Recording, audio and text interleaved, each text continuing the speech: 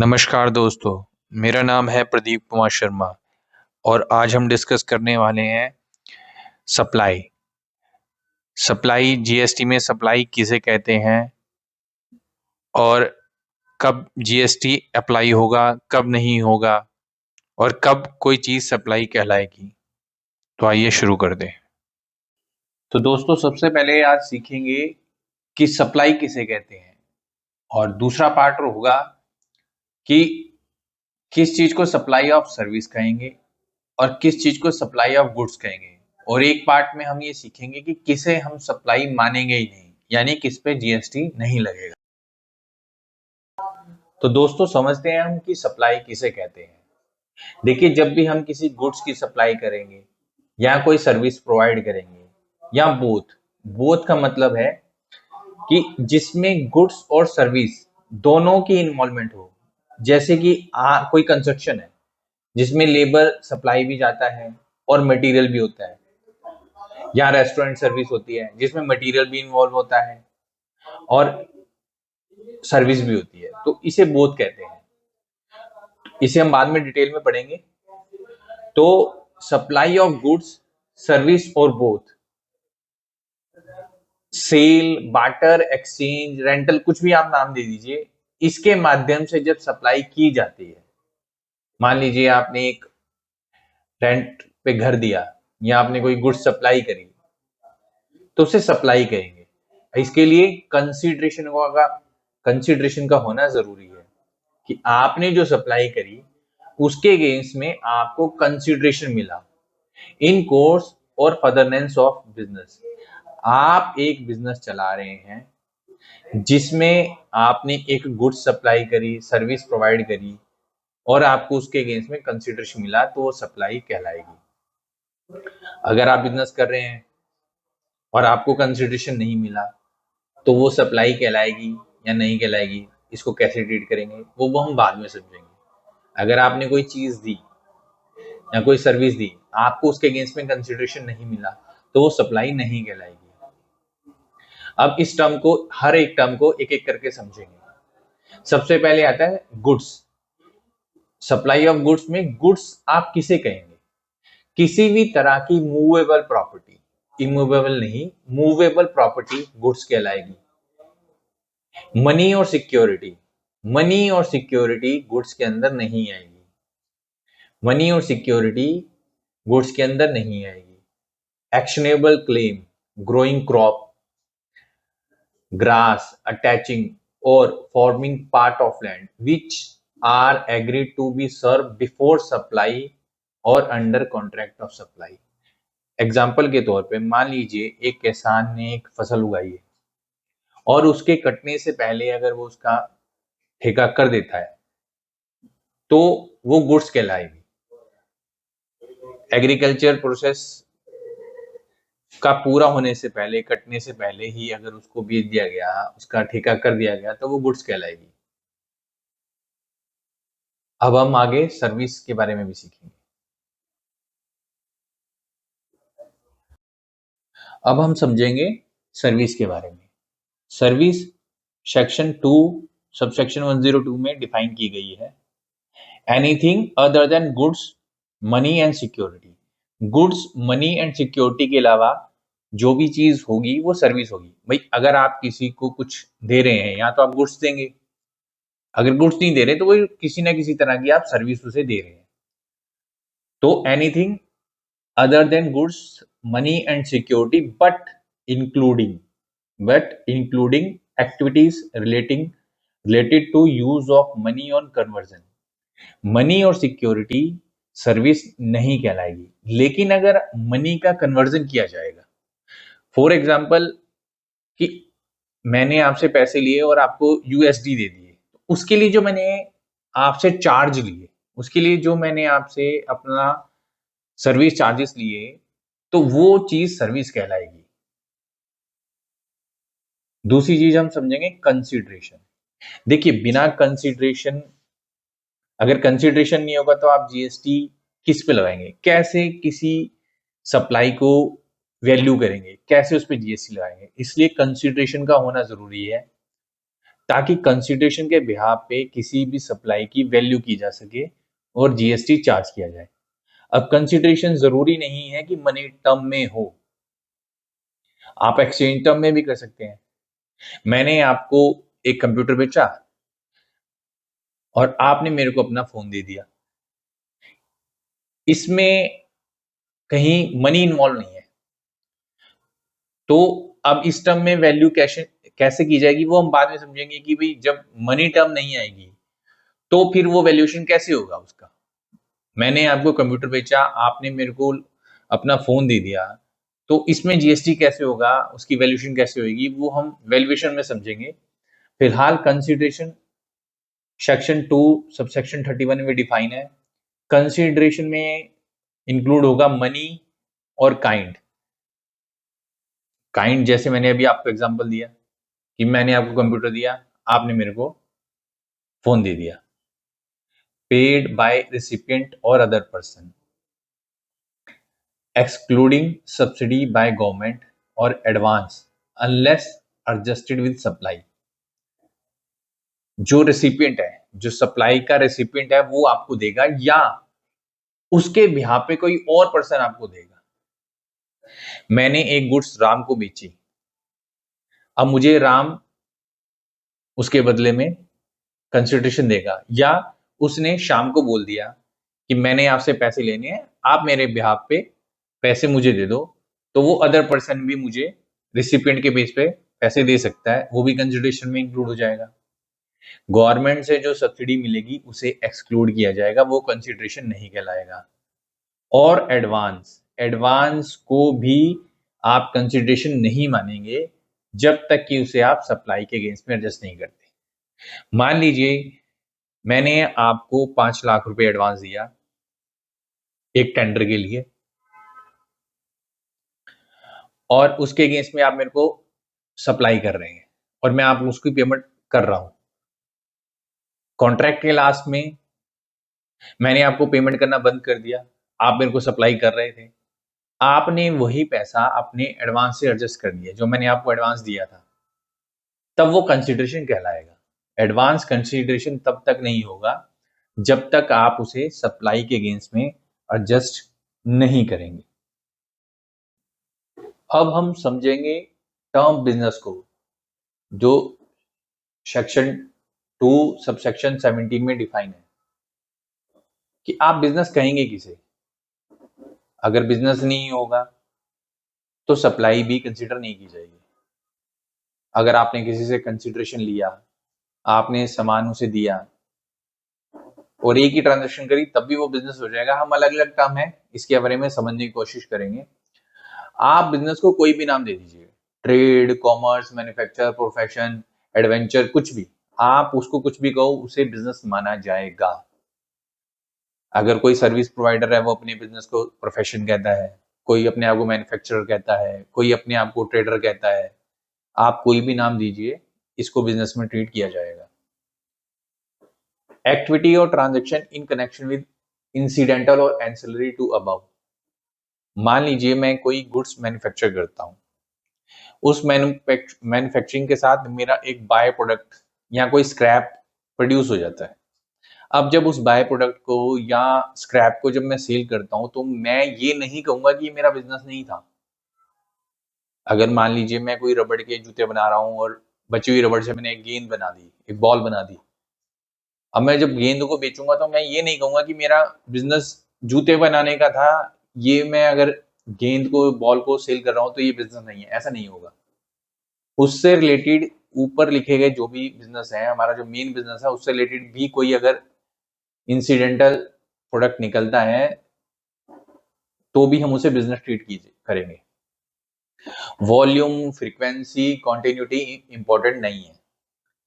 आपने एक बार ट्रांजैक्शन करी, आप अपनी लिमिट हिट कर गए, आपने बिजनेस कंटिन्यू किया नहीं किया, आपने एक ही डील करी, आपने एक ही डील करी जो 2 करोड़ की थी या जो जीएसटी की लिमिट है उससे एक्सीड करती थी, आप दोबारा करें या ना करें उससे मैटर नहीं करता। वॉल्यूम, फ्रीक्वेंसी मैटर नहीं करती है। अगर आपने एक बार भी डील किया तो उसे बिजनेस ट्रीट कर लिया जाएगा। आप चाहे एक सुई बेचें, चाहे एक बड़ी मशीन बेचे, आप गुड्स बेचें या उसे कैपिटल गुड्स कुछ भी कह लें, इसमें भी फर्क नहीं किया जाएगा, उसे बिजनेस ट्रीट किया जाएगा। आप अगर अगर आप कोई सर्विस दे रहे हैं बिजनेस स्टार्ट करने के लिए, क्लोजर के लिए, तो वो भी बिजनेस के अंदर ही आएगी। Provision of club, association, society और सच बॉडी, अगर कोई क्लब है जो अपने मेंबर्स को सब्सक्रिप्शन के बदले कोई सर्विस दे रहा है, तो उसे भी बिजनेस ट्रीट किया जाएगा। अगर आप किसी परमाइसिस में एंटर होते हैं और उसके लिए आप एडमिशन के लिए कोई कंसिडरेशन देते हैं, तो वो भी बिजनेस होता है। जैसे अम्यूजमेंट पार्क हो गए, तो इन सब में भी अगर कोई आप पैसे दे रहे हैं, तो वो भी बिजनेस ट्रीट किया जाएगा उसको। तो ये सारी टर्म है जिसे बिजनेस ट्रीट किया जाएगा। तो दोस्तों, आगे बढ़ने से पहले एक बार हम सप्लाई की डेफिनेशन के बारे में दोबारा सोचते हैं कि सप्लाई ऑफ गुड्स, सर्विस और both for consideration in course of business. Business करते हुए हम अगर कोई सप्लाई ऑफ गुड्स, सर्विस करते हैं जिसके अगेंस्ट में हमें कंसिडरेशन मिलता है, तो वो सप्लाई कहलाता है और हम उस पर जीएसटी चार्ज करेंगे। अब हम आगे बढ़ते हैं। हमने एक बिजनेस में एक पॉइंट पढ़ा जिसमें था कि अगर कोई मेंबर अपने क्लब को का मेंबर बनता है और एज ए अमाउंट एक सब्सक्रिप्शन पे करता है, तो उसे भी बिजनेस ट्रीट कर लिया जाएगा।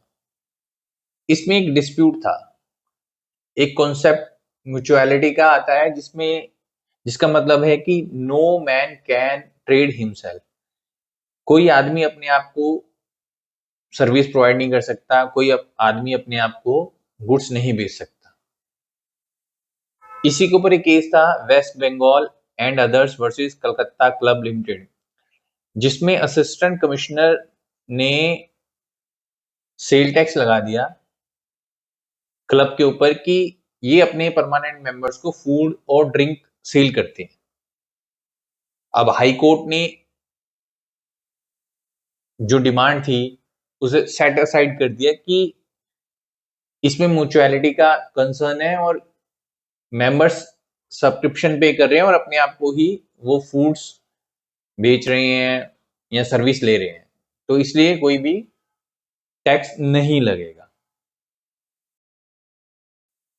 तो कलकत्ता हाई कोर्ट के ऑर्डर के बाद तो सरकार को नुकसान हो रहा था, तो 46 अमेंडमेंट के थ्रू आर्टिकल 366 का को इंसर्ट किया गया, जिसमें ये बोला गया कि जब कोई क्लब अपने मेंबर को सब्सक्रिप्शन के लिए कोई मेंबरशिप फीस के बदले कोई चीज सेल कर रहा है, कोई चीज दे रहा है, तो उसे डीम सेल मान लिया जाएगा।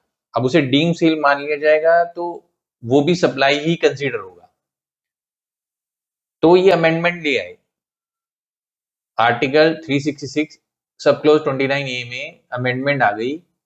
इसको इंट्रोड्यूस कर दिया गया कि जब भी कोई क्लब अपने मेंबर को कोई सर्विस देगा या कोई फूड या ड्रिंक या कोई और गुड्स बेचेगा, प्रोवाइड करेगा, तो उसे डीम सेल मान लिया जाएगा।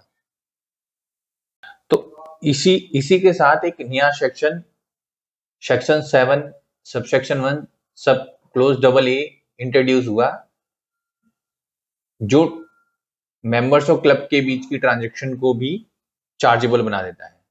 वो ऐसे है, द एक्टिविटीज और transaction by a person other than individual to its member constituents or vice versa for cash, deferred payment or other valuable consideration। अगर कोई क्लब अपने मेंबर को किसी भी पेमेंट के थ्रू, जो डेफर्ड पेमेंट हो, कैश हो, कोई किसी भी कंसिडरेशन के थ्रू अगर कोई चीज सप्लाई करता है, कोई चीज प्रोवाइड करता है, सर्विस देता है, तो उसको सप्लाई के दायरे में रखा जाएगा ताकि उस पर जीएसटी चार्ज किया जा सके। तो दोस्तों, अभी हम समझ रहे हैं सप्लाई किसे कहते हैं। तो सप्लाई में हमने सबसे पहले क्लॉज ए में हमने पढ़ा था कि सप्लाई ऑफ गुड्स और सर्विसेज और both for consideration for business and profession by way of sale, exchange, whatever और दूसरे में हमने पढ़ा कि मेंबर्स और क्लब के बीच में जो ट्रांजेक्शन होगी वो भी डीम्ड सप्लाई कहलाएगी। अब सब क्लोज बी आता है, ये भी सप्लाई के दायरे में आएगा। इंपोर्ट ऑफ सर्विस, अगर आप इंपोर्ट करते हैं कोई भी सर्विस फॉर ए कंसिडरेशन, जिसके लिए आप कोई कंसिडरेशन पे कर रहे हैं, आपने कोई सर्विस इंपोर्ट करी, whether or not in course of furtherance of business, चाहे वो सर्विस बिजनेस पर्पस के लिए है या नहीं। बिजनेस पर्पस के लिए आपने कोई सर्विस इंपोर्ट करी, कोई आर्किटेक्चर या कोई सॉफ्टवेयर के रिगार्डिंग, और इसके लिए आपने कंसिडरेशन दिया, तो वो इंपोर्ट ऑफ सर्विस भी सप्लाई कहलाएगी। उस पर जीएसटी कैसे पे करेंगे वो बाद में समझेंगे। रिवर्स चार्ज में हम जीएसटी पे करते हैं। रिवर्स चार्ज का मतलब क्या होता है हम बाद में समझेंगे, अभी सब कंफ्यूजिंग हो जाएगा। तो अगर कोई मैं बिजनेस कर रहा हूं और उसके लिए मैंने कोई सर्विस इंपोर्ट करी, तो वो सप्लाई होएगी, उसमें मुझे इंपोर्ट करने के बाद, कंज्यूम करने के बाद, रेसिपिएंट होने के बावजूद मुझे ही जीएसटी पे करना पड़ेगा, उसी को रिवर्स चार्ज कहा जाता है। लेकिन अगर आप बिजनेस नहीं कर रहे हैं, तब भी अगर आपने सर्विस इंपोर्ट करी फॉर कंसिडरेशन, तब भी आपको जीएसटी पे करना पड़ेगा एज ए रिवर्स चार्ज। तब जो मिनिमम लिमिट है रजिस्ट्रेशन की वो भी कंसीडर नहीं की जाएगी। मान लीजिए आपने किसी ब्यूटिशियन की सर्विस इंपोर्ट करी फॉरेन से, तो भी पर्सनल यूज के लिए, तब भी आपको जीएसटी उस पर पे करना पड़ेगा एज ए रिवर्स चार्ज। तो दोस्तों हम आगे बढ़ते हैं और सप्लाई के बारे में और समझते हैं। अभी हम इंक्लूसिव पार्ट देख रहे हैं कि किन चीजों को हम सप्लाई कहते हैं। हमने क्लोज ए देख लिया, डबल ए देख लिया, बी देख लिया। अगला क्लोज सी है, जिसमें लिखा है सप्लाई विदाउट कंसिडरेशन, मतलब कुछ सप्लाई जिसमें कंसिडरेशन नहीं होगा तब भी उसे सप्लाई ट्रीट किया जाएगा। जैसा कि हमने क्लॉज ए में पढ़ा था कि भाई अगर कंसिडरेशन नहीं है तो उसे सप्लाई कंसिडर नहीं किया जाएगा। लेकिन अगर शेड्यूल 1 में जो चीजें लिखी गई हैं अगर वो होंगी और उसमें कंसिडरेशन नहीं होगा, तब भी उसको सप्लाई ट्रीट किया जाएगा। और सब क्लोज 1 ए के अंदर जो भी एक्टिविटीज लिखी गई हैं उसको सप्लाई ऑफ गुड्स माना जाए या सर्विसेज माना जाए, ये डिफाइन किया गया है। इसमें जो लिख दिया जाएगा वो माना जाएगा, ताकि रेट की एप्लीकेबिलिटी और वैल्यूएशन आसान हो जाए। अगर हमें ये पता ही नहीं होगा कि सप्लाई ऑफ गुड्स है या सर्विस, तो हम आगे कैसे प्रोसीड करेंगे। तो हम अभी समझेंगे कि सप्लाई जिसपे कंसिडरेशन नहीं है तो भी उसको सप्लाई ही माना जाएगा। आगे बढ़ने से पहले एक बार एक्सक्लूजन पार्ट पे भी नजर डाल लेते हैं।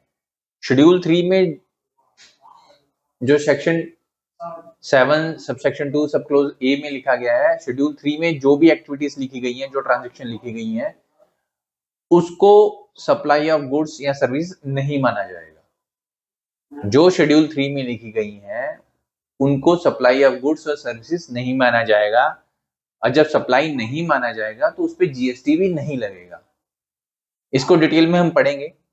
और ऐसी एक्टिविटीज या ट्रांजेक्शन जो कि सेंट्रल गवर्नमेंट या स्टेट गवर्नमेंट करती है, जिसमें वो एज ए पब्लिक अथॉरिटी काम करती है, जैसे मान लीजिए कि दिल्ली में डीटीसी बसेस चलती हैं, तो उस केस में भी उनको भी सप्लाई ऑफ गुड्स या सर्विसेज नहीं माना जाएगा। तो ये एक रेफरेंस था, इसको डिटेल में पढ़ेंगे।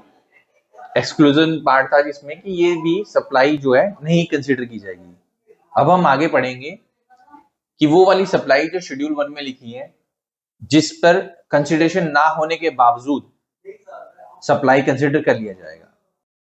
तो दोस्तों आगे बढ़ते हैं और पहली ट्रांजैक्शन जो विदाउट कंसिडरेशन होगी और जिसे सप्लाई माना जाएगा वो है permanent transfer of business asset.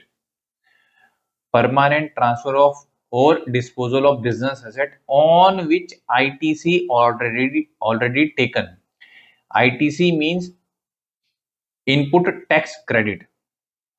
देखिए इनपुट टैक्स क्रेडिट है क्या, एक बार थोड़ा सा समझते हैं कि जब कोई चीज हम खरीदते हैं, मान लीजिए कि मैंने कोई चीज 1000 रुपए की खरीदी और उसके ऊपर जीएसटी लगा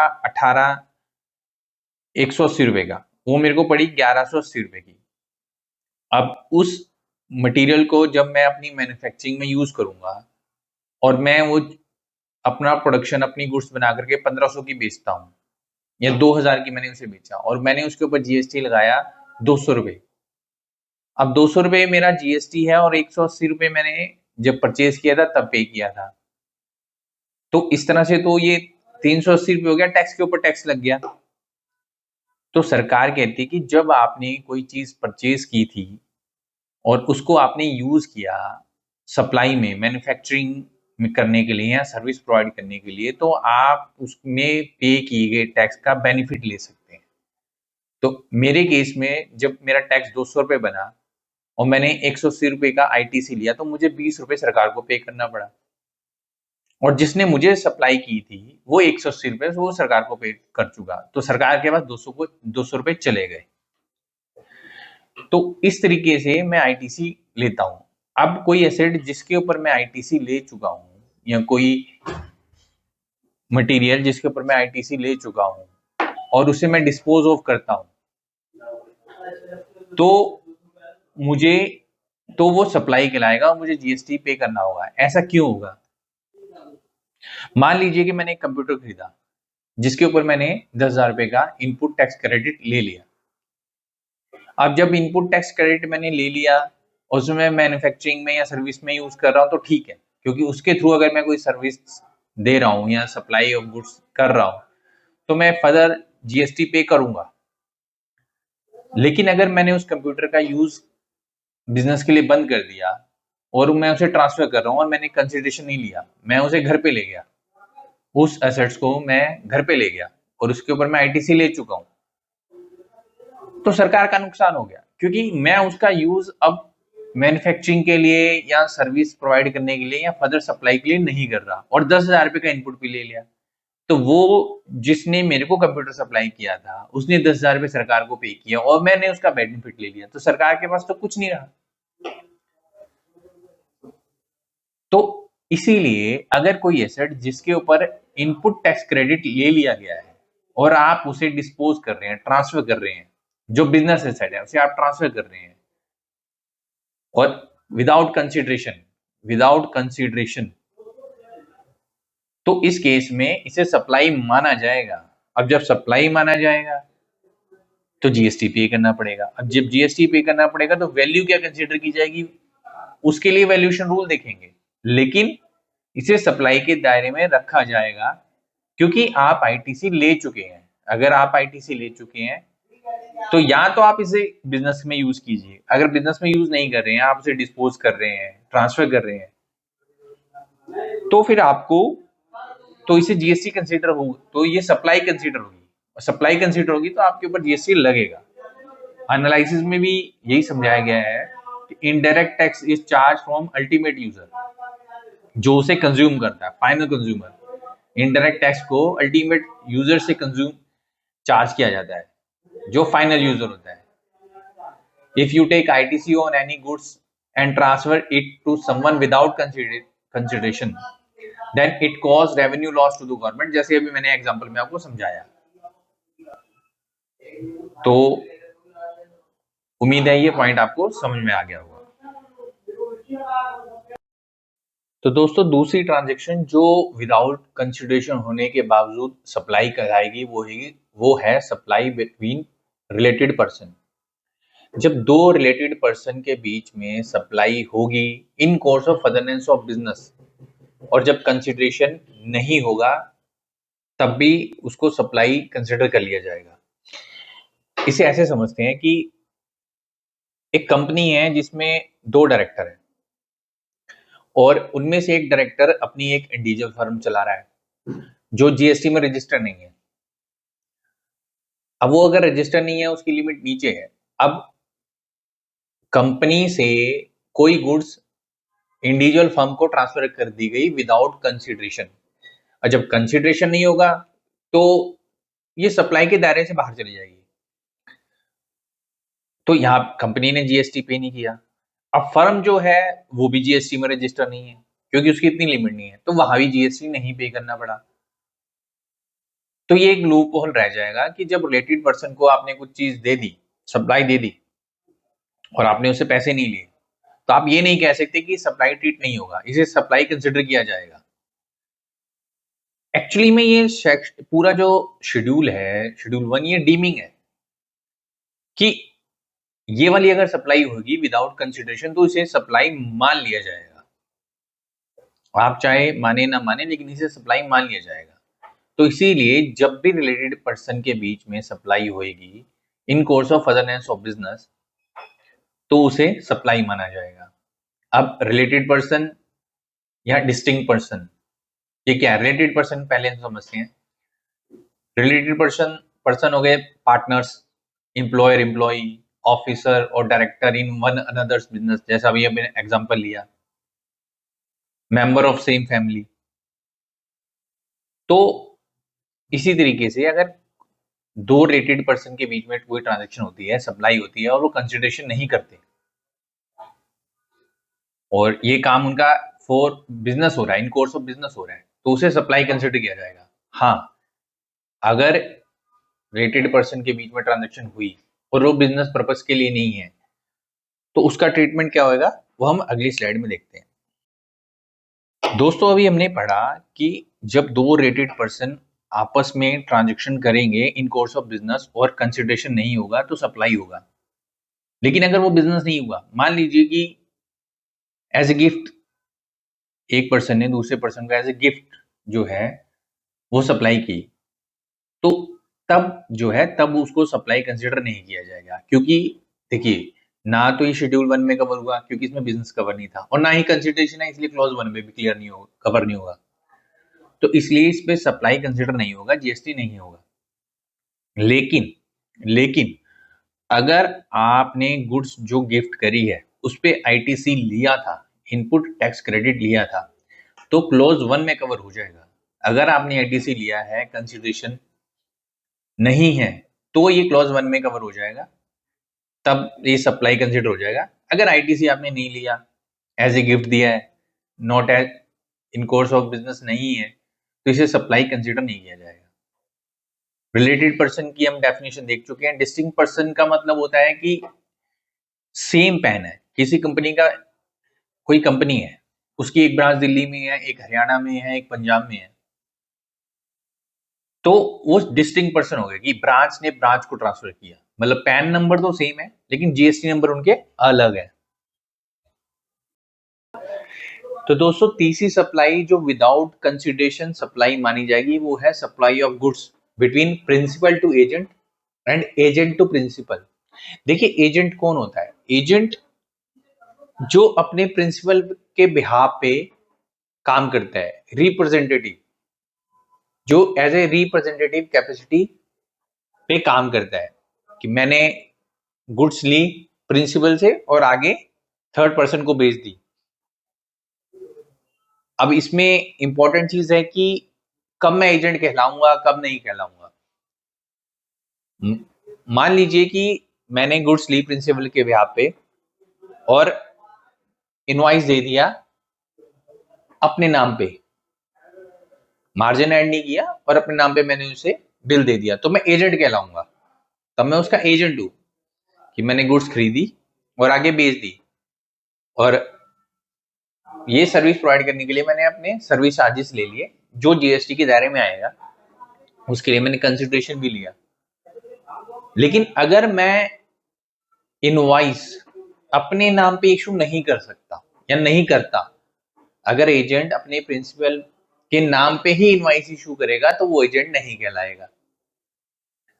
तो प्रिंसिपल जब एजेंट को गुड्स देता है और एजेंट जब अपने नाम पर इनवॉइस इशू आगे करता है,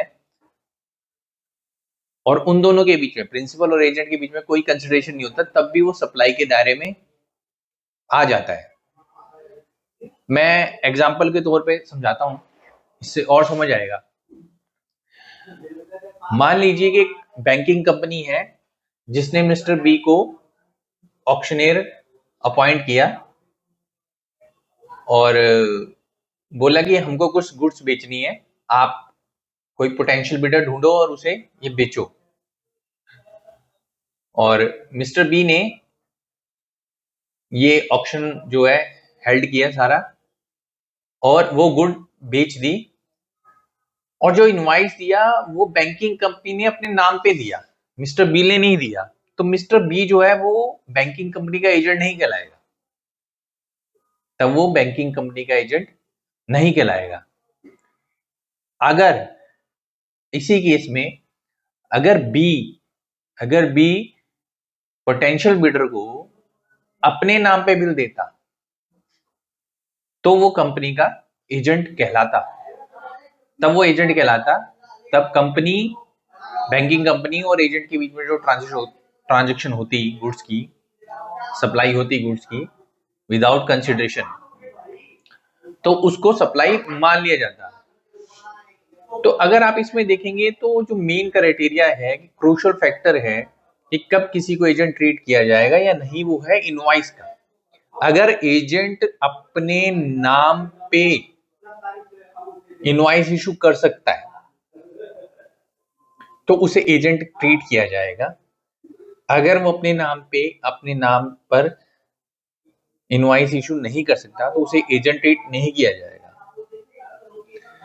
तो प्रिंसिपल और एजेंट के बीच की ट्रांजैक्शन अगर विदाउट कंसिडरेशन होती है तो उसे सप्लाई ट्रीट कर लिया जाएगा। अब एजेंट, कोई आदमी किसी का एजेंट है या नहीं, वो क्राइटेरिया चेक करने के लिए आप इनवॉइस को कंसिडर कर सकते हैं कि क्या इनवॉइस फर्दर सप्लाई के लिए एजेंट अपने नाम पे इनवॉइस दे रहा है या नहीं दे रहा है।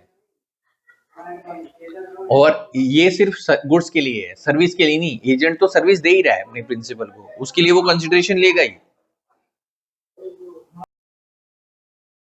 शेड्यूल 1 में जो आखिरी ट्रांजैक्शन है वो है इंपोर्ट ऑफ सर्विस। मतलब import of service without consideration कब सप्लाई मानी जाएगी। Import of service from related person or from his establishment outside India in course of business. अगर बिजनेस के कोर्स में किसी बिजनेसमैन ने इंपोर्ट करी सर्विस की अपने रिलेटेड पर्सन से फ्रॉम आउटसाइड इंडिया, तो उसको विदाउट कंसिडरेशन भी सप्लाई कंसिडर कर लिया जाएगा। इससे पहले हमने एक पढ़ा था कि अगर आप इंपोर्ट करते हैं सर्विस को for consideration even for personal use, वहां पर रिलेटेड पर्सन नहीं था, तब भी उस पर रिवर्स चार्ज में आपको जीएसटी देना है, मतलब उसमें उसको सप्लाई कंसिडर किया जाता है। इस केस में विदाउट कंसिडरेशन रिलेटेड पर्सन और बिजनेस, ये चीज लाई गई है। आप देखिए, अगर आप बिजनेस में आप अगर इंपोर्ट करेंगे सर्विस और वो आपका रिलेटेड नहीं है तो वो विदाउट कंसिडरेशन कभी होगा ही नहीं, वो कंसिडरेशन के साथ ही होगा। और कंसिडरेशन के साथ होगा तो वो पहले पॉइंट में जो हम पहले डिस्कस कर चुके हैं वो उसमें आ जाएगा। तो दोस्तों अब हम डिस्कस करेंगे कुछ ट्रांजैक्शन, और उन ट्रांजैक्शन को ये स्पेसिफिक किया गया कि इन ट्रांजैक्शन को या तो आप सप्लाई ऑफ गुड्स मानो या आप सप्लाई ऑफ सर्विस मानो। अगर आपको कोई भी तरह की कंफ्यूजन है तो इसमें वो पॉइंट क्लियर कर दिए गए कि आप इन ट्रांजैक्शन को सप्लाई ऑफ गुड्स मान सकते हो या सर्विसेज मान सकते हो। अभी तक हमने पढ़ा सप्लाई का इंक्लूसिव पार्ट, कि किस किस चीज को सप्लाई कंसिडर करेंगे। Supply of goods services for consideration in case of business और प्रोफेशन, जो क्लोज ए में था। फिर डबल ए में मेंबर्स की ट्रांजैक्शंस, और उसके बाद हमने बी में पढ़ा इंपोर्ट ऑफ सर्विस, और सी में हमने विदाउट कंसिडरेशन जो एक्टिविटीज थी, ट्रांजैक्शन थी जिसे हम सप्लाई कंसिडर करेंगे, वो हमने पढ़ा। अब हम देखेंगे कि वो कौन सी ट्रांजैक्शन है जिसको कुछ स्पेसिफिक कर दिया गया कि इसको हम या तो सप्लाई ऑफ गुड्स मानेंगे या सर्विस। तो उसमें सबसे पहले है transfer of title in goods. सबसे पहला जो पॉइंट आता है वो ट्रांसफर, जिसमें पहला क्लोज है transfer of title in goods is supply of goods. Transfer of title जो गुड्स का ट्रांसफर किया जाएगा तो उसे सप्लाई ऑफ गुड्स माना जाएगा, ना कि supply of service. Transfer of title in goods, जब गुड्स का टाइटल ट्रांसफर किया जाएगा तो उसे सप्लाई ऑफ गुड्स माना जाएगा, ना कि supply of service. Title transfer का मतलब सीधा सा है ऑनरशिप ट्रांसफर। अगर आपने ऑनरशिप ट्रांसफर कर दी पेपर में, आपने ओनरशिप ट्रांसफर कर दी पेपर में, तो उसे ट्रांसफर ऑफ गुड्स माना जाएगा, उसे transfer of service, supply of service नहीं माना जाएगा, उसे सप्लाई ऑफ गुड्स माना जाएगा। जैसे आपने अगर कोई, मैंने किसी को रेंट पे कोई मशीन दे दी या कोई मैंने घर दे दिया रेंट पे, तो देखिए इसमें मैंने टाइटल ट्रांसफर नहीं किया गुड्स का, मैंने ओनरशिप ट्रांसफर नहीं करी है, मैंने ओनरशिप परमानेंट ट्रांसफर नहीं किया, मैंने ओनरशिप ट्रांसफर नहीं करी, इसलिए सप्लाई ऑफ गुड्स नहीं है ये सप्लाई ऑफ सर्विस है, सप्लाई ऑफ गुड्स नहीं है। क्योंकि इसमें टाइटल ट्रांसफर नहीं हुआ, यानी कि ओनरशिप ट्रांसफर नहीं हुई, यानी कि रिस्क ट्रांसफर नहीं हुआ। उस प्रॉपर्टी के रिगार्डिंग, उस मशीन के रिगार्डिंग रिस्क मेरा ही है। तो टाइटल जब ट्रांसफर किया जाएगा किसी गुड्स का, तो उसे सप्लाई ऑफ गुड्स बोला जाएगा, ना कि सप्लाई ऑफ सर्विस। टाइटल का मतलब है ऑनरशिप ट्रांसफर करना या फिर रिस्क ट्रांसफर कर देना। तो यही नीचे लिखा गया है कि सिर्फ अगर आपने पोजीशन दिया है गुड्स का किसी को या इमूवेबल प्रॉपर्टी का, तो उसे आप ट्रांसफर ना माने। अगर आपने टाइटल ट्रांसफर नहीं किया, ऑनरशिप ट्रांसफर नहीं करी या रिस्क ट्रांसफर नहीं किया, एग्जाम्पल भी लिखा हुआ है इसमें। तो अगर आप टाइटल ट्रांसफर कर रहे हैं तो मेन चीज इसमें इंपॉर्टेंट है कि आपने ऑनरशिप ट्रांसफर कर दी, आपने रिस्क ट्रांसफर कर दिया, तो ये सप्लाई ऑफ गुड्स होएगा, ना कि सप्लाई ऑफ सर्विस। अभी हम सिर्फ ये डिस्कस कर रहे हैं कि ट्रांजैक्शन को ट्रांसफर ऑफ गुड्स मानेंगे या सप्लाई, ताकि उसमें हम सही रेट कंसीडर कर सके, सही वैल्यूएशन कर सके। क्लॉज बी में जो लिखा गया है वो लिखा गया है right in goods, transfer of rights in goods or undivided share in goods treated as services. जैसे मैंने अभी ऊपर बोला कि अगर मैंने कोई मशीनरी या कोई प्रॉपर्टी मैंने ट्रांसफर करी यूज करने के लिए, सिर्फ मैंने उसकी ऑनरशिप ट्रांसफर नहीं करी है, ऑनरशिप या मैंने उसका रिस्क ट्रांसफर नहीं किया है, तो वो सप्लाई ऑफ सर्विस होगी, ना कि सप्लाई ऑफ गुड्स। मैंने आपको मशीन दे दी यूज करने के लिए कंस्ट्रक्शन की, तो इस केस में रिस्क मेरा ही है। अगर मशीन टूट गई, खराब हो गई, कुछ भी हो गया, तो उसमें रिस्क मेरा है। ऑनरशिप मैंने ट्रांसफर नहीं की थी, मैंने सिर्फ यूज करने के लिए दिया है। तो इस केस में जब राइट दिया जाएगा गुड्स में कि आप इसे यूज कर सकते हैं, तो इसे as a supply of service treat किया जाएगा। हायर परचेज एक होता है, हायर परचेज के केस में हायर परचेज को सप्लाई ऑफ गुड्स किया बोलते हैं, सप्लाई ऑफ गुड्स कंसीडर करते हैं। हायर परचेज का मतलब जब आप इंस्टॉलमेंट पे कोई चीज खरीदते हैं और इंस्टॉलमेंट पूरी होने के बाद वो गुड्स आपकी हो जाती है, तो उसे सप्लाई ऑफ गुड्स कंसीडर करेंगे। हायर परचेज को सप्लाई ऑफ गुड्स कंसीडर करेंगे, ना कि सप्लाई ऑफ सर्विसेज। अभी हमने पढ़ा कि जब ट्रांसफर किया जाएगा, ट्रांसफर के जो राइट्स हैं उसको सप्लाई ऑफ गुड्स माना जाएगा या सर्विस। अभी हम बात करेंगे service related to land and building. तो क्लोज ए बताता है any lease, tenancy, easement, licence to occupy land is supply of service.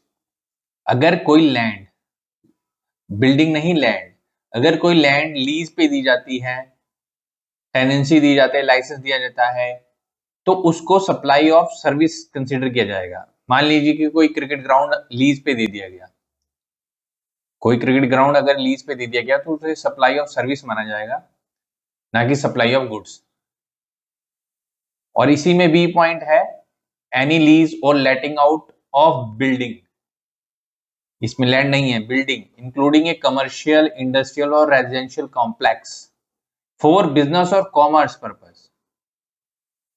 तो अगर कोई भी बिल्डिंग जो कमर्शियल है, इंडस्ट्रियल है, रेजिडेंशियल कॉम्प्लेक्स है, अगर बिजनेस और कॉमर्स पर्पस के लिए लीज पे दी गई, तो उसको सप्लाई ऑफ सर्विस माना जाएगा।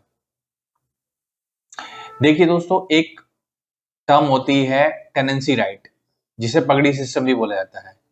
ये एक तरह का राइट है टेनेंट को सबलेटिंग का। ओनर टेनेंट को सबलेटिंग का एक राइट दे देता है कि मैं आपको रेंट पे दे रहा हूं, आप इसको आगे रेंट पे दे सकते हैं।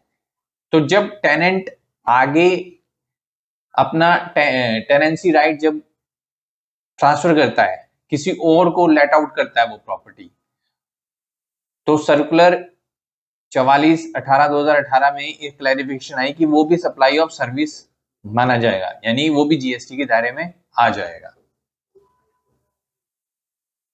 तीसरा पॉइंट है जॉब वर्क, और ये नाम से ही डिफाइन करता है कि इसे सप्लाई ऑफ सर्विस ट्रीट किया जाएगा। मान लीजिए कि आप फर्नीचर मैन्युफैक्चर करते हैं और उसके बाद आपने फर्नीचर को पॉलिश के लिए तीसरे पर्सन को भेज दिया, तो जो पॉलिश कर रहा है वो जॉब वर्क का काम कर रहा है और उसे सप्लाई ऑफ सर्विस माना जाएगा। फोर्थ पॉइंट हम पढ़ेंगे दोस्तों, transfer of business asset. Transfer of business asset को क्या ट्रीट किया जाएगा, supply of asset, supply of service या सप्लाई ऑफ गुड्स। तो इसमें पहला क्लॉज आता है, asset of a business are transfer और डिस्पोज ऑफ परमानेंट बाय और under the direction of person carrying the business as so as no longer to form part of those assets. Such transfer or disposal is a supply of goods. अगर कोई business का asset है, वो transfer हो गया, permanent transfer हो गया, दोबारा अपने पास नहीं आएगा, मतलब आपने दे दिया, अंडर द डायरेक्शन मतलब जो बिजनेस चला रहा है उसके डायरेक्शन में अगर कोई बिजनेस का एसेट ट्रांसफर कर दिया गया और वो अब बिजनेस का एसेट नहीं रहा, तो इस केस में सप्लाई ऑफ गुड्स ट्रीट किया जाएगा। मान लीजिए कि कंप्यूटर है, वो कंप्यूटर कंपनी के डायरेक्टर ने डिस्पोज कर दिया या किसी को दे दिया जो वापस नहीं लिया जाएगा, तो वो बिजनेस का एसेट नहीं रहा। अब बिजनेस का एसेट नहीं रहा तो उसे सप्लाई ऑफ गुड्स ट्रीट कर लिया जाएगा। क्लॉज बी क्लॉज ए का उल्टा है, उसमें हमने जो ट्रांसफर किया था बिजनेस एसेट्स वो परमानेंट ट्रांसफर था। अगर अभी वैसा ही कोई बिजनेस एसेट डायरेक्शन पर, जो बिजनेस चला रहा है उसके डायरेक्शन पर अगर हमने कोई एसेट ट्रांसफर कर दिया किसी को टेम्परेरी बेसिस पे यूज करने के लिए, तो उसे सप्लाई ऑफ सर्विस मान लिया जाएगा।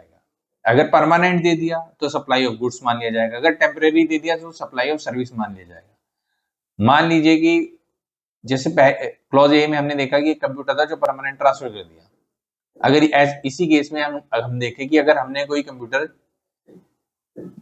कंपनी के डायरेक्टर ने कोई कंप्यूटर अपने बच्चे को टेम्परेरी ट्रांसफर कर दिया कि आप इसे 2 महीने के लिए रख लो और बाद में आप इसे वापस कंपनी में ट्रांसफर कर देना, तो इसे सप्लाई ऑफ सर्विस कहा जाएगा, इसे सप्लाई ऑफ गुड्स नहीं कहा जाएगा। तो बेसिक डिफरेंस है परमानेंट ट्रांसफर और टेम्परेरी ट्रांसफर का। अगर परमानेंट ट्रांसफर गुड्स कर दी जाएगी तो उसे सप्लाई ऑफ गुड्स कहेंगे, और अगर टेम्परेरी ट्रांसफर होगा तो सप्लाई ऑफ सर्विस हो जाएगा। दोस्तों हम पढ़ रहे हैं ट्रांसफर ऑफ बिजनेस एसेट्स। अगर कोई बिजनेस बंद हो जाता है तो उसके बाद स्टॉक पड़ा रह जाता है या फिक्स एसेट्स बचे रह गए, तब ये माना जाएगा कि या तो ये एसेट आप बेच दीजिए, जब बेचेंगे तो कंसिडरेशन आएगा तो सप्लाई ऑफ गुड्स हो जाएगा, तो आपको जीएसटी पे करना पड़ेगा। तो जो भी एसेट्स आपके पास बचे हुए हैं या स्टॉक बचा हुआ है तो उसे माना जाएगा कि आपने ये सप्लाई करे हैं और इसे सप्लाई ऑफ गुड्स ट्रीट किया जाएगा। तो बिजनेस क्लोजर के केस में जो भी एसेट्स आपके रह गए उसे डीम सप्लाई माना जाएगा और इसे सप्लाई ऑफ गुड्स ट्रीट किया जाएगा। एक्सेप्ट किन केसेस में इसे सप्लाई नहीं माना जाएगा, सप्लाई ऑफ गुड्स नहीं माना जाएगा, अगर बिजनेस ट्रांसफर कर दिया किसी को और कोई और पर्सन बिजनेस चला रहा है तो वही एसेट उसको ट्रांसफर हो जाएंगे, या बिजनेस ट्रांसफर नहीं किया गया, उसी बिजनेस को ऑनर का पर्सनल रिप्रेजेंटेटिव चलाने लग गया, तो फिर वो टैक्सेबल पर्सन हो जाएगा। अभी हम कुछ एग्जांपल देखते हैं ट्रांसफर ऑफ बिजनेस एसेट्स की। पहला example, mister A is a GST registered sundry store owner, as his business has substantially reduced over the last years, he had decided to close the business and retire. At the time of deregistration, he has goods on hand value at stock of rupees 5,000 rupees. Mr. A final GST return will show his supply made during the taxable period plus stock in hand rupees 5,000. तो यहाँ पे देखिए mister A जब अपना store बंद कर रहे हैं तो उनके पास 5,000 रुपए का स्टॉक पड़ा हुआ था। तो जो फाइनल रिटर्न भरेंगे वो अपनी, तो उसमें जो उनकी टैक्सेबल पीरियड में जो सप्लाई हुई वो प्लस जो स्टॉक पड़ा हुआ है, क्योंकि स्टॉक के ऊपर उन्होंने इनपुट लिया हुआ है, तो जो टैक्सेबल सप्लाई हुई during the period plus stock, इसके ऊपर वो जीएसटी पे करेंगे, इसे सप्लाई ट्रीट किया जाएगा। दूसरे एग्जांपल में मिस्टर ए जो एक रजिस्टर्ड पर्सन है, वो एक टैक्सेबल प्रोडक्ट सप्लाई करते हैं। कुछ टाइम बाद गवर्नमेंट ने उनके प्रोडक्ट को एग्जम्प्ट कर दिया जीएसटी से। अब मिस्टर ए को जो भी उनका आईटीसी पड़ा हुआ है इलेक्ट्रॉनिक क्रेडिट लेजर में, ये हम बाद में समझेंगे इलेक्ट्रॉनिक क्रेडिट लेजर क्या होता है, जो भी हम आईटीसी लेते हैं वो इलेक्ट्रॉनिक क्रेडिट लेजर में चला जाता है। तो जो भी आईटीसी पड़ा हुआ है वो सब मुझे रिवर्स करना पड़ेगा, मुझे पे करना पड़ेगा, क्योंकि अब मैं जो है वो मेरा जो प्रोडक्ट है वो टैक्सेबल नहीं रहा, इसलिए मुझे जितना भी आईटीसी उससे रिलेटेड है वो रिवर्स करना पड़ेगा। तीसरे केस में एबीसी लिमिटेड ने एक गाड़ी खरीदी। अब गाड़ी खरीदने पे आईटीसी ब्लॉक है, क्रेडिट नहीं मिलता है, ये सेक्शंस बाद में आएंगे दोस्तों। तो आईटीसी ब्लॉक है, अब मिस्टर ए ने बिजनेस क्लोज कर दिया और जो गाड़ी थी वो खुद यूज करने लगे, पर्सनल यूज, तो इसको डीम सप्लाई नहीं माना जाएगा, क्योंकि इसमें कोई भी कंसिडरेशन इन्वॉल्व नहीं है और आईटीसी नहीं लिया गया था। आईटीसी नहीं लिया गया था तो इसलिए जब इसको यूज किया जाएगा तो भी इसे सप्लाई ऑफ सर्विस नहीं माना जाएगा। अगला पॉइंट जो हम डिस्कस करेंगे वो है supply of service.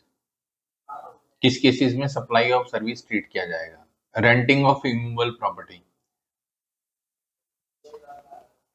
Immovable property को जब भी रेंट पे दिया जाएगा उसे सप्लाई ऑफ सर्विस ट्रीट किया जाएगा।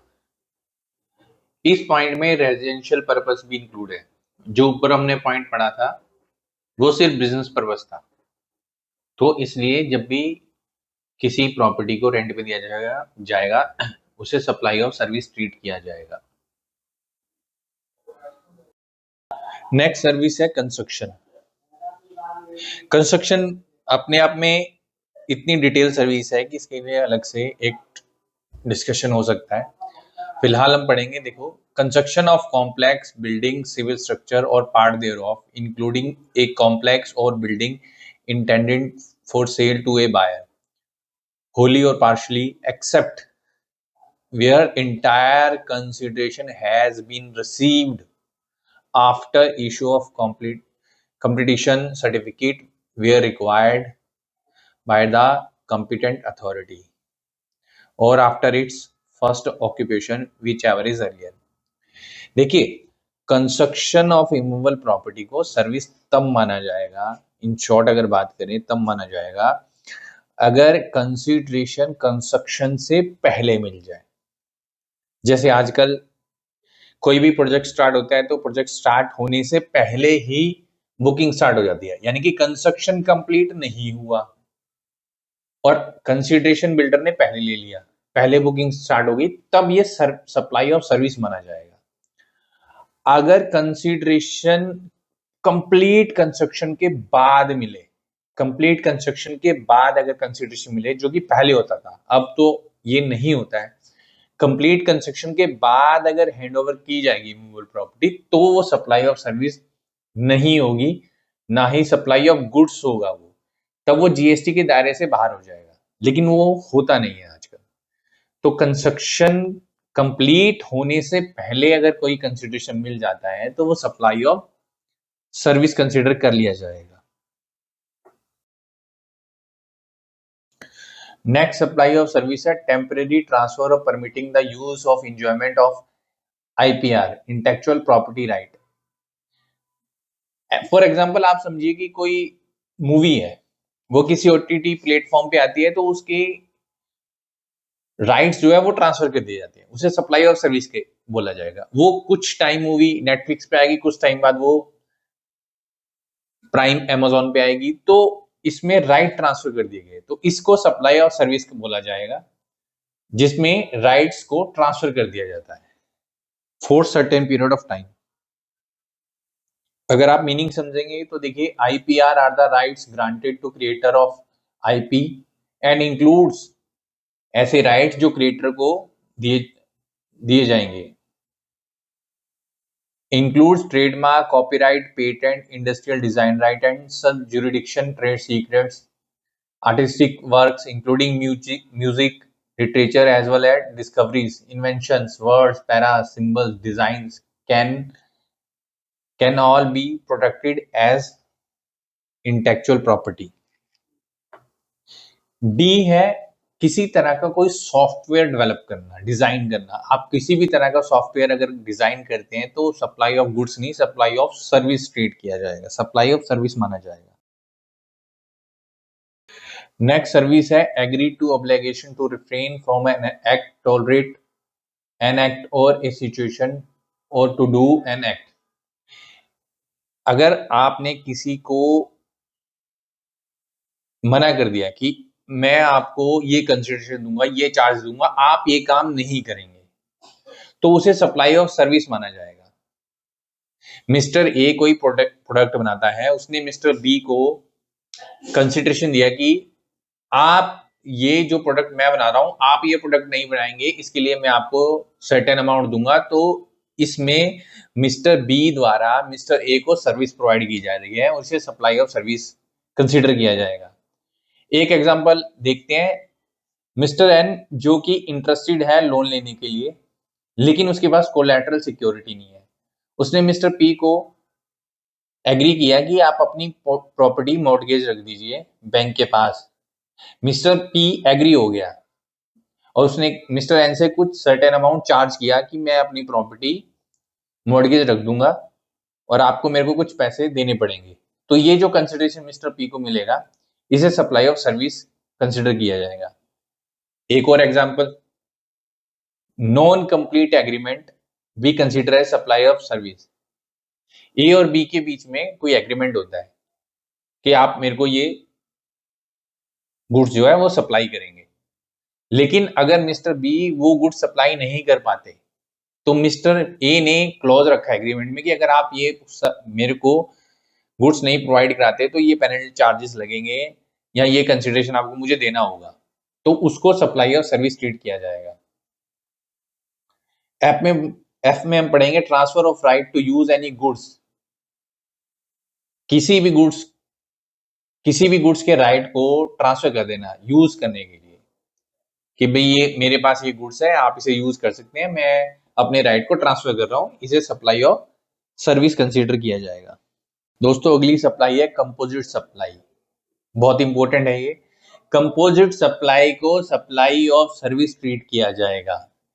कंपोजिट सप्लाई को सप्लाई ऑफ सर्विस ट्रीट किया जाएगा। कंपोजिट सप्लाई वो सप्लाई होती है जिसमें मटेरियल के साथ साथ लेबर भी इन्वॉल्व होती है।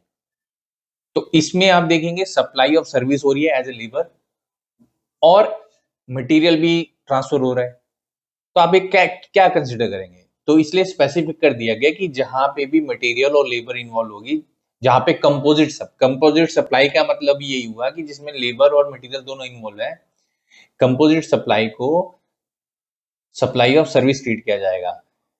जैसे वर्क कॉन्ट्रैक्ट सर्विस, आपने किसी को ठेका दे दिया कि भाई मेरा ये मकान बना दीजिए, उसमें मटेरियल आपका होगा और लेबर भी आपकी होगी।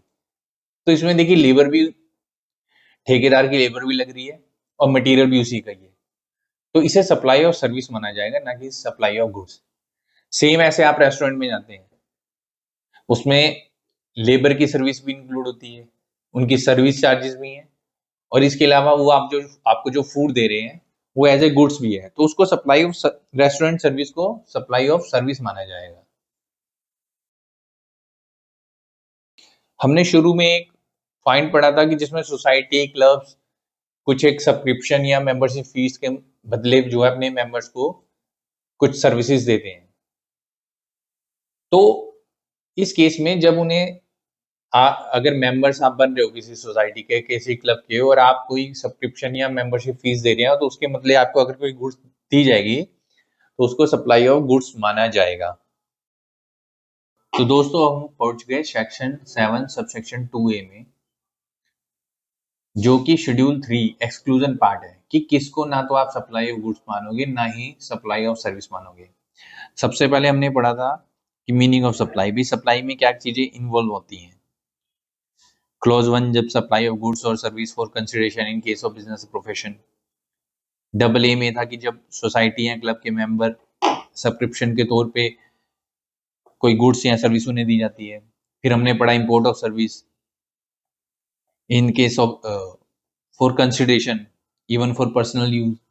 देन हमने पढ़ा कि किसी चीज को सप्लाई ऑफ गुड्स या सप्लाई ऑफ गुड्स या सप्लाई ऑफ सर्विस ट्रीट करेंगे स्पेसिफिक। अब हम पढ़ने जा रहे हैं कि वो कौन से ट्रांजेक्शन है जिसे ना तो हम सप्लाई ऑफ गुड्स करेंगे ना ही सप्लाई ऑफ सर्विसेज कंसिडर करेंगे।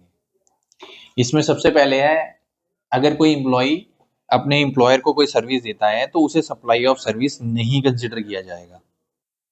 अगर कोई person as a employ in course और इन रिलेशन टू एम्प्लॉयमेंट, अपनी एम्प्लॉयमेंट के रिलेशन में कोई सर्विस दी गई, एम्प्लॉयमेंट के अलावा अगर कोई सर्विस दी जाएगी वो नहीं। अगर एम्प्लॉयमेंट के रिलेशन में कोई भी एक पर्सन, कोई एम्प्लॉय अपने एम्प्लॉयर को सर्विस देता है तो वो सप्लाई ऑफ सर्विस नहीं माना जाएगा। अगर कोई प्रिक्विजिट है जो एग्रीमेंट के तौर पे, एग्रीमेंट में ही एम्प्लॉयर ने एम्प्लॉय को दिए, तो वो भी जीएसटी के दायरे में नहीं आएंगे। इसी तरीके से नंबर 2 है सर्विस बाय एनी कोर्ट और ट्रिब्यूनल। अगर ट्रिब्यूनल कोई सर्विस दे रहा है, ट्रिब्यूनल कोर्ट जब अथॉरिटी हमें कोई सर्विस दे रही है कोई सी मैटर को सुनने की, तो वो जीएसटी के दायरे में नहीं आएगी। ट्रिब्यूनल का मतलब a type of court with the authority to decide who is right in particular type of dispute or disagreement. Number 3 है the function perform by member of parliament, member of state legislature Vidhan Sabha, member of panchayat, member of municipality, member of other local authority. जितने भी हमारे member parliament के हैं, विधानसभा के, पंचायत के हैं, इनके द्वारा प्रोवाइड की गई सर्विस सप्लाई ऑफ सर्विस के अंदर नहीं आएगी। नंबर 3 में ही नंबर 2 है the duties perform by any person who hold any post in pursuance of provision of constitution in that capacity. जो हमारे कॉन्स्टिट्यूशन में कैपेसिटी में जो ड्यूटी परफॉर्म कर रहा है, जैसे प्रधानमंत्री जी, तो उनके द्वारा भी दी गई सर्विस जीएसटी के दायरे में नहीं आएगी। The duties perform by any person as a chairperson or member director in a body, जैसे जीएसटी काउंसिल है, उसका जो चेयरपर्सन है या उसके जो मेंबर्स हैं, उनके द्वारा भी परफॉर्म की गई, मान लीजिए किसी भी तरह की कोई काउंसिल बनती है, कोई कमेटी बनती है, उसके मेंबर्स जो होते हैं उनके द्वारा दी गई सर्विसेज भी जीएसटी के दायरे में नहीं आएगी। 4th है service of funeral mortuary including transportation of disease. इस तरह की कोई भी सर्विस है वो भी जीएसटी के दायरे में नहीं आएगी, इसे भी जीएसटी के दायरे से बाहर रखा गया है। दोस्तों 5th है sale of land. Sale of land को सप्लाई ऑफ गुड्स नहीं माना जाएगा, subject to clause B of paragraph 5 of schedule 2 sale of building. उसमें हमने पढ़ा था कि अगर कंस्ट्रक्शन ऑफ इमूवेबल प्रॉपर्टी में अगर कंस्ट्रक्शन कंप्लीट होने से पहले ले लिया गया तो सप्लाई ऑफ सर्विस ट्रीट कर लिया जाएगा। अगर कंसिडरेशन कंस्ट्रक्शन के बाद लिया गया, कंप्लीट होने के बाद लिया गया, तो वो सप्लाई ऑफ सर्विस नहीं है। तो इसीलिए सेल ऑफ लैंड जो है वो भी सप्लाई ऑफ गुड्स नहीं है, but subject to clause B of paragraph 5 of schedule 2। Next है एक्शनेबल क्लेम। एक्शनेबल क्लेम दोस्तों आप समझ सकते हो जैसे कि अनसिक्योर्ड लोन, क्रेडिट कार्ड्स। भाई बैंक ने मिस्टर ए को एक लोन दिया जो अनसिक्योर है, ये लोन किसी भी प्रॉपर्टी के अगेंस्ट में सिक्योर नहीं है, तो बैंक इसको क्लेम कर सकता है। बैंक इसको क्लेम कर सकता है और इसको भी किसी सर्विस के दायरे में नहीं रखा जाएगा। नंबर 7 है supply of goods from place in the non taxable territory to another place in non taxable territory. जैसे हाई सी सेल, अगर अमेरिका ने चाइना को कोई गुड्स भेजी और विदाउट लैंडिंग इन इंडिया, तो ये भी जीएसटी के दायरे में नहीं आएगी। नॉन टैक्सेबल टेरिटरी से नॉन टैक्सेबल टेरिटरी को अगर गुड्स भेजी जाती हैं तो ये जीएसटी के दायरे में नहीं आएंगी। दोस्तों नंबर 8 है supply of warehouse goods to any person before clearance of home consumption. और क्लोज बी जो इसका है वो supply of goods by consignee to any other person by endorsement of document of title to the goods after the goods have been dispatched from the port of origin located outside India but before clearance of home consumption. In simple अगर आप समझे तो कोई भी goods अगर clearance before clearance of home consumption, जब तक उसे पोर्ट से इंडिया के लिए क्लियरेंस नहीं मिल जाता उससे पहले उसे सप्लाई कर दिया जाता है नॉन टैक्सेबल टेरिटरी में, या समझ लीजिए कि वहां से एक्सपोर्ट कर दिया गया, तो वो भी जीएसटी के दायरे में नहीं आएगी। इंडिया में वो तब आएगी जब उसे क्लियरेंस मिल जाएगा, होम कंजम्पशन के लिए क्लियरेंस मिल जाएगा। जब उसे क्लियरेंस नहीं मिला तो वो इंडिया में आई ही नहीं, ये माना जाएगा आई ही नहीं, और वो वहीं से एक्सपोर्ट हो गई, तो इस केस में भी जीएसटी नहीं लगेगा। तो दोस्तों इसी के साथ हमारा सेक्शन 7 खत्म होता है। अगर अभी भी आपको इसमें कुछ डाउट है या आप किसी पॉइंट पे डिटेल डिस्कशन चाहते हैं तो आप हमें मेल कर सकते हैं, हमें लिख सकते हैं। धन्यवाद।